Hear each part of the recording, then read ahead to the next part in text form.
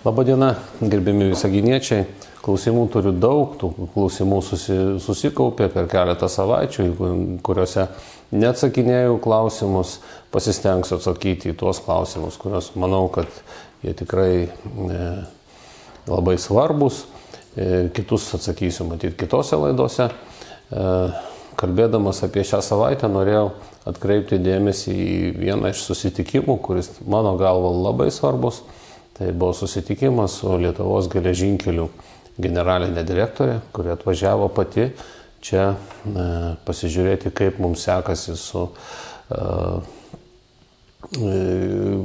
keleivių srautais, kurie naudojasi geležinkelių transportu. Ir pati atvyko traukiniu ir buvo tikrai maloniai nustebinta, kada ją ir jos patarėjus pasitiko autobusas ir nuvežė iki pat savivaldybės, ir tai buvo nemokamai, ir bendravome visais, mano galva, skaudamais klausimais, kas mums skauda ir kodėl mes turim tam tikrus rezultatus. Tai parašykite, jeigu kažkurį iš klausimų pamiršau susijusių su geležinkeliais, tačiau sakau, kad kalbėjomės apie perono rekonstrukciją. Peronas netitinka jokių poreikių, ką mes matome, nei žmonių su negale, nei pagyvenusių žmonių, nei galų gale ir vaikų, kuriems reikia nuo perono lipti laipteliais į vagonus, kas tikrai nepatogu. Taigi išvažiavo mūsų svečiai, užsirašė šitą klausimą, kad artimiausių metų pasistengs išspręsti. Taip pat aptarėme klausimą ir apie traukinių kokybę. Tai yra komfortiškumą. Matome, kad į, sakykime, vakarinę Lietuvos dalį važiuoja traukiniai gerokai komfortabilesni ir tas mus neramina. Todėl ir šitas klausimas buvo paliestas ir svečiai išvažiavo, užsirašė, kad tą klausimą tikrai reikia išspręsti. Taip pat ir aišku greičio ir grafikų klausimas. Tai jeigu kalbame kelionę iš Vilniaus, jis turi būti traukiniu važiuojant tikrai greičiau atvykti nei automobiliu, taip turėtų būti. Ir tam yra visa eilė galimybių, kaip tai išspręsti. Tikiuosi ir bus išspręsta. Na ir aišku grafikai.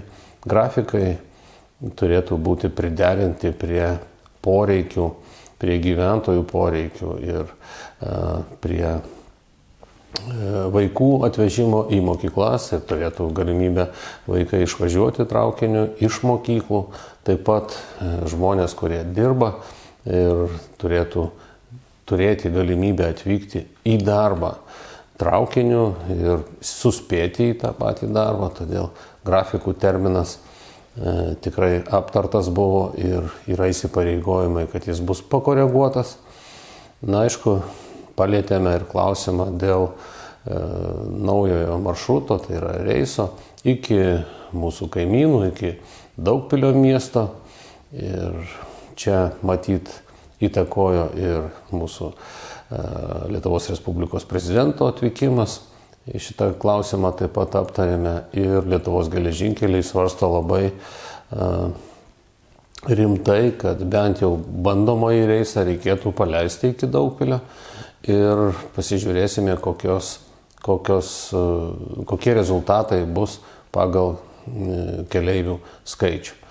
Beje, aš pats nežinojau ir buvau maloniai nustebintas, kad mūsų savivaldybė dabar jau rodoma kaip pavyzdinė savivaldybė, priimant sprendimus, kad gyventojai naudotųsi viešuoju transportu, tame tarpe ir geležinkelio transportu. Tai šiuo metu mes įeiname į 10 daugiausiai besinaudojančių traukiniais savivaldybių skaičių. Taip pat skaičius buvo pasakytas, kad per metus mūsų geležinkelio stotis aptarnauja daugiau nei 133 tūkstančius keleivių. Tai dėl manęs tai buvo tikrai maloni naujiena, aš jos nežinojau.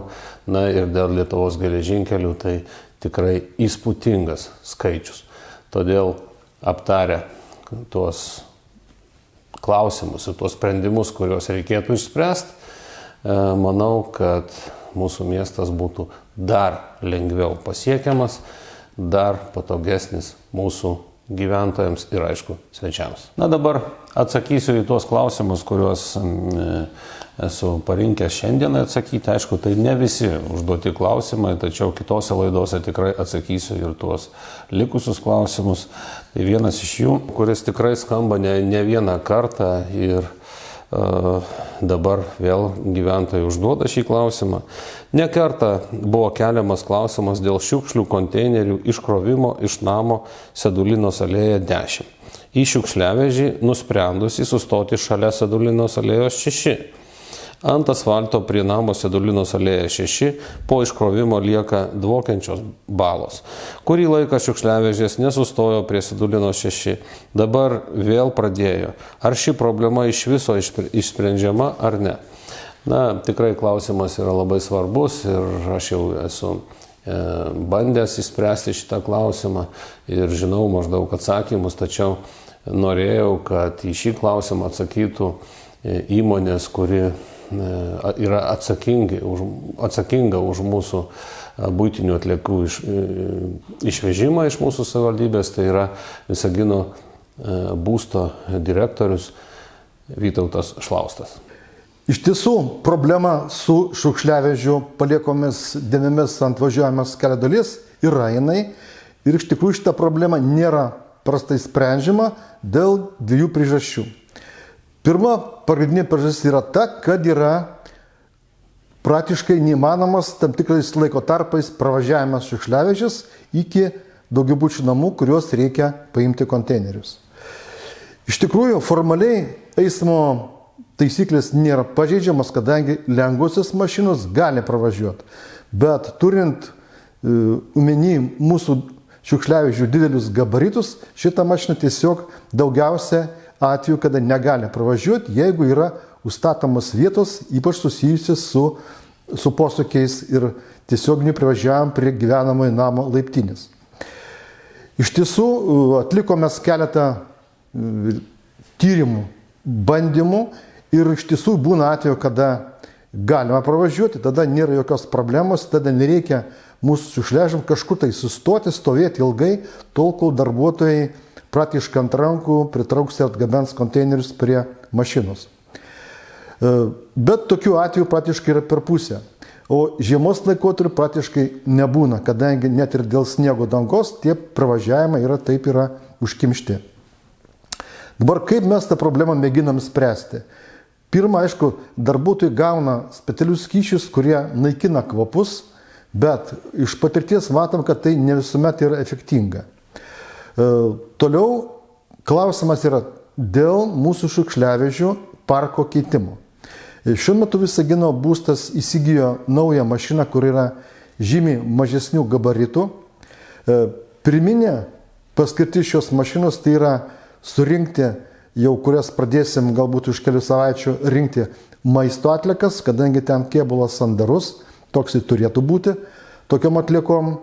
Ir dabar šita mašina yra, sakykime, įsisavinama ir mėginama spręsti klausimą ir dėl komunalinių atliekų surinkimo vežimo iš tam atskirų galbūt daugiabučių namų, kur pravažiavimas yra sudėtingas ar kartais ir neįmanomas. Tai manom, kad išmėginę tuos kelis dalykus, mėginsim šitą problemą įspręsti ir nusimatom, kad ateityje yra planuose iš vis atnaujinti šiukšliavežių parką naujom mašinom.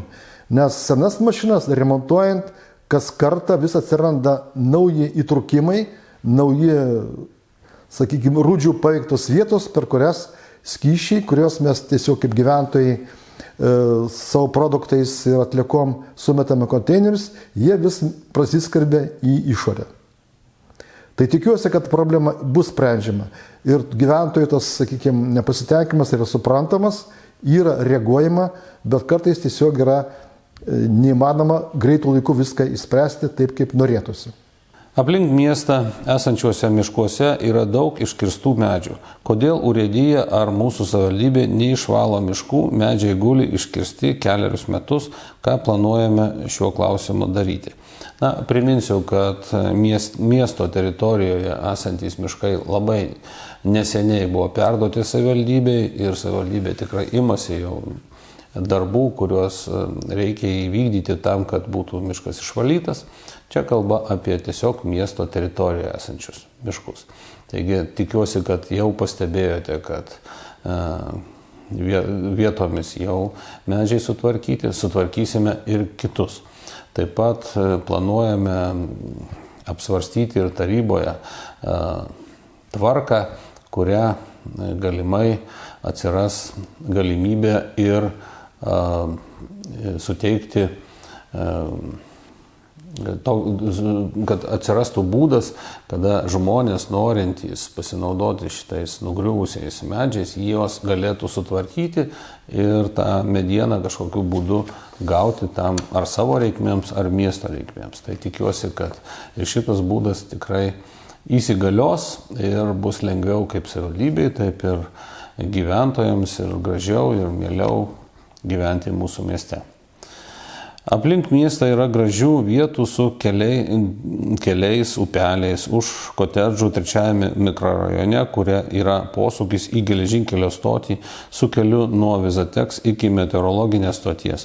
Kodėl ten neįrengus pėsčiųjų takų? Tikrai sutinku su gyventoju, kuris klausia. Mes labai gražioje vietoje gyvename ir tokių vietų tikrai turime daug. Tiesiog priminsiu, kad jau šiemet prasideda darnaus judumo projektas, kuriuo planuojame apjuosti visą mūsų miestą pėsčiųjų, dviračių takais ir tais takais bus galima pasiekti tikrai labai daug gražių mūsų apylinkių ir pasigrožėti jomis. Sedulinos alėjoje priešais kino teatrą nuo sienų krenta juodos spalvos plytelės. Tai gadina renovuotos alėjos išvaizdą. Ar planuojama remontuoti, kol plytelės nenukrito ant praeivių galvų? Tiesiog jau esu atsakinėjęs matyti šitą klausimą. Šis pastatas priklauso privatiems asmenims. Esame kreipęsi ne vieną kartą jau, kad jie privalo tą susitvarkyti. Ir tikiuosi, jie tą padarys ir alėja bus nuo to dar gražesnė, o jų pastatas bus patrauklesnis. Pernai visame kvartale buvo klojamos naujos plytelės, išskyrus teritoriją prie Taikos prospektas 22. Kada šio namo gyventojai sulauks, kol bus pakeistos plytelės ir kaip jie gali atsikratyti spontaniško statybinių medžiagų sąvartyno, kurį sukūrė netoli Taikos prospekte 22 gretimai esančių namų gyventojai. Tai klausimas iš 2 dalių. Pirmoji dalis tai kada bus pakeistos trinkelės, tai pagal sutartį šie rangos darbai turi būti baigti iki šių metų rugsėjo pabaigos. Tai tikiuosi, kad rangovai suspės, darbai bus įvykdyti, tame tarpe ir prie šio namo. Dėl nelegalaus sąvartyno pasakysiu tiek, kad čia reikia kreiptis ne tik į specialistus, bet ir jūs, gerbiami gyventojai. Jeigu matote, kad kažkas neša nelegaliai šiukšles ir taip susidaro sąvartynai, prašau, nufotografuokite, informuokite savivaldybės specialistus.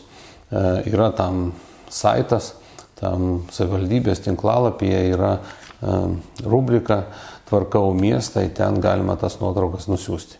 Jeigu matote, kas realiai žmogus neša tokias, įspėkite jį. Jeigu nepaiso, vis tiek tą daro, galima kreiptis ir į policiją, taip pat ir į savivaldybės specialistus.